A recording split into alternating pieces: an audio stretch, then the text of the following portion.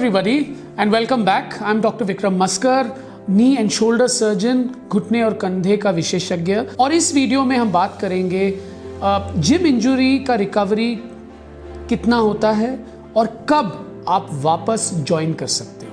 तो अभी तक हमने ऑलरेडी बात कर चुके हैं जिम में इंजरी कैसे होता है, विभिन्न तरह की इंजरी कैसे होती हैं और इनको प्रिवेंट हम कैसे कर सकते हैं। पर तब भी आपको इंजरी हो चुका है, अब क्या। नाउ इंजरी भी अलग अलग तरीके के होते हैं, उनकी ट्रीटमेंट भी अलग अलग होती है। तो अगर एक मामूली मसल स्ट्रेन हो, मसल पुल हो, तो ऐसे इंजरीज अपने आप रेस्ट के द्वारा 1 हफ्ते 10 दिन में ठीक हो जाते हैं। आपको खुद ही लगने लग जाएगा मैं ठीक हूं। ग्रेजुअली स्टार्ट करो अपने एक्सरसाइजेस और वापस जाओ। अगर कुछ मेजर चीज हुई है जिसकी वजह से आपको डॉक्टर के पास जाना पड़े और डॉक्टर ने आपको बताया है कि आपका कंधा उतर गया है, आपको रोटेटर कफ इंजरी है, आपको कुछ वेट लिफ्टर शोल्डर है, फिर आपको सावधानी बरतनी पड़ेगी। और क्या सावधानी बरतनी पड़ेगी वो डिपेंडेंट है आपका डॉक्टर क्या बोलता है, आपका रिहैब स्पेशलिस्ट क्या बोलता है। अगर आपकी सर्जरी हो चुकी है इसके लिए तो टाइम लगेगा। यूजुअली आफ्टर कोई भी सर्जरी ऑफ द शोल्डर लगते हैं तकरीबन 6 महीने वापस स्पोर्ट्स में जाने के लिए। अगर फिजियोथेरेपी से ही ठीक करना है तो उसका टाइम पीरियड भी अलग अलग होता है। Normally around 1 month to 6 weeks होता है before you can start some kind of gym based exercises. अगर इंजेक्शन लगाए कोई भी कारण की वजह से और फिजियो उसके साथ साथ चल रहा है, फिर भी usually about 4 to 6 weeks time होता है। कभी कभी 3 महीने तक लग सकते हैं आपको वापस जिम में जाने के लिए। और किस लेवल पे आप जा सकते हो वो आपका डॉक्टर ही बताएगा, आपका फिजियो ही बताएगा।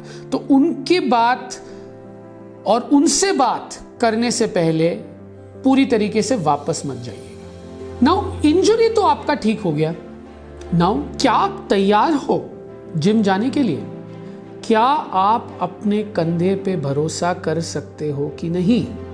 तो रिटर्न टू स्पोर्ट और return to the gym is not only becoming okay from the problem, it also involves mental preparation.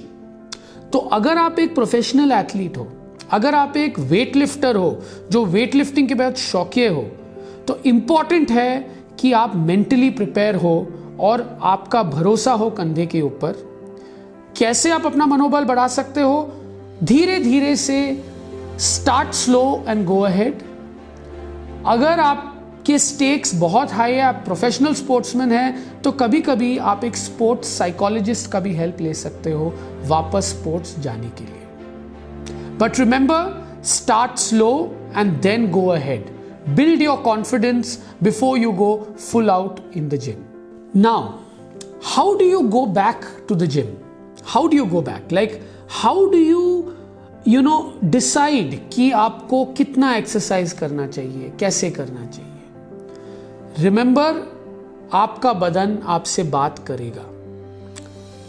As you're doing exercise, if you're comfortable doing it, you've started gradually. Go ahead, slow and steady. Take 2 days to move from one step to the other step. Let's say you were doing 5 kg dumbbells, increase to 7 after 2-3 days, then to 9 after a week, and then gradually go ahead. If there is pain at any stage, that means your body is talking to you कि कुछ गड़बड़ है, उसकी बात सुनो।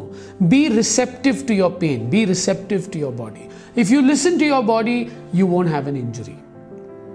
Most important, if you think something is out of the ordinary, आपको लग रहा है कि ये नॉर्मल नहीं है, दर्द जरूरत से ज्यादा है, मुझे ठीक नहीं लग रहा वापस जाते वक्त जिम में, तो जरूर आपके डॉक्टर, शोल्डर स्पेशलिस्ट एंड आपके फिजियोथेरेपिस्ट से कंसल्ट करो।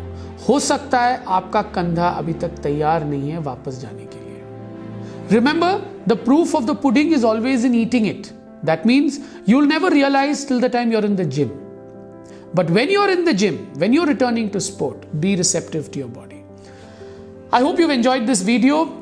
If you enjoy my videos, please like and subscribe to my channel. Thank you.